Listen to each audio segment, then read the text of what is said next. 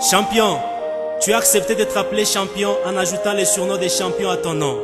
Sache que cela va susciter plusieurs d'autres défis à relever dans ta vie.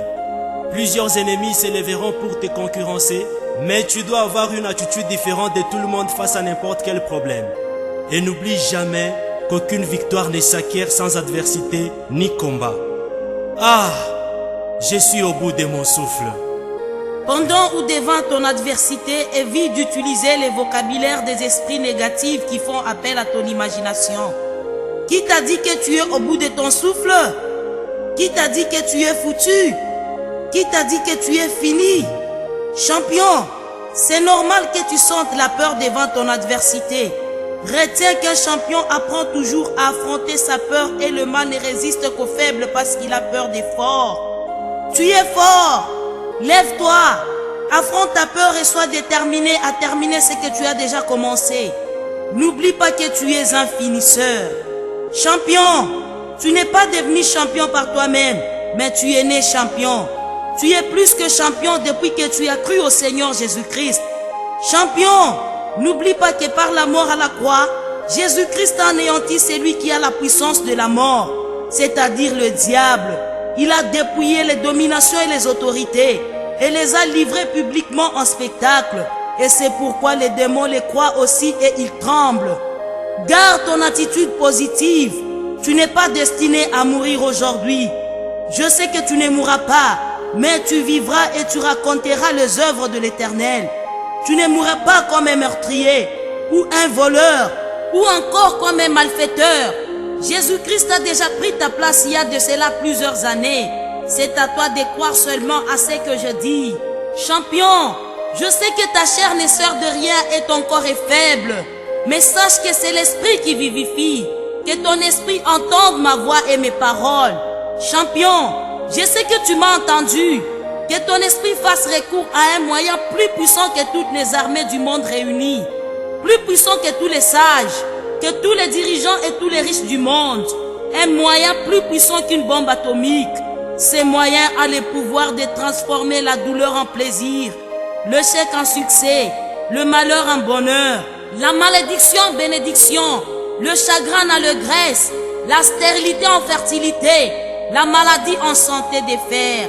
Ces moyens permettent à tout celui qui recourt à lui de vaincre n'importe quel adversaire qui se présente devant lui, de se maîtriser et de maîtriser toutes les situations de la vie. Rien ne lui résiste. Des millions d'humains y recourent et grâce à lui, il mène une vie immunisée de tout mal, une vie pleine de succès, une vie heureuse malgré les déceptions de la vie. Ces moyens n'est rien d'autre que la prière. Champion, par ta prière tu invites Dieu, le Tout-Puissant, le souverain de l'univers, le créateur de tout ce qui existe. C'est lui à qui rien n'est impossible et à qui tout obéit. C'est lui qui contrôle les temps et les circonstances. C'est lui qui règne d'éternité en éternité. Champion, il ne suffit pas de prier longtemps, mais efficacement, c'est-à-dire jusqu'à l'exaucement. Car une prière sans l'exaucement n'est qu'un exercice de souffle ou une gymnastique de respiration pour l'édification du corps. Champion, lève-toi et bats-toi, car tu n'es pas seul. Tu es avec Jésus-Christ par son esprit, car lui-même avait dit: je suis avec vous tous les jours jusqu'à la fin du monde. C'est sa dernière parole avant qu'il ne monte au ciel. Champion, ne te laisse pas vaincre facilement. Retiens que si tu souffres avec lui. Si tu te bats avec lui. Et si tu meurs avec lui. Alors lève-toi, car vous faites équipe avec lui. Tu n'es pas seul. Champion, c'est le même esprit qui agira à ta place, car lui-même a dit: quand l'ennemi viendra comme un fleuve, l'Esprit de l'Éternel le mettra en fuite. Or, tes ennemis autour de toi n'ont pas la taille d'un fleuve. Alors n'attends pas demain pour te battre à côté de lui.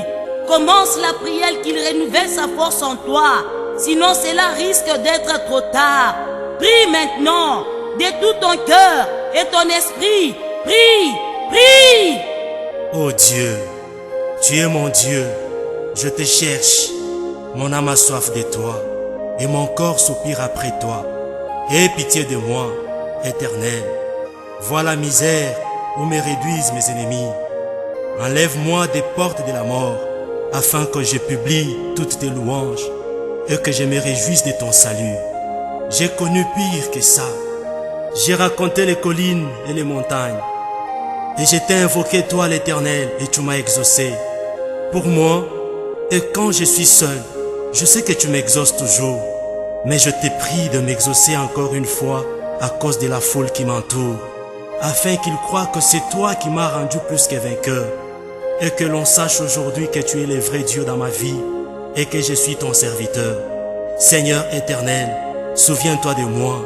Je te prie, ô Dieu, donne-moi de la force seulement cette fois et que d'un seul coup je tire vengeance de mes ennemis pour cette humiliation.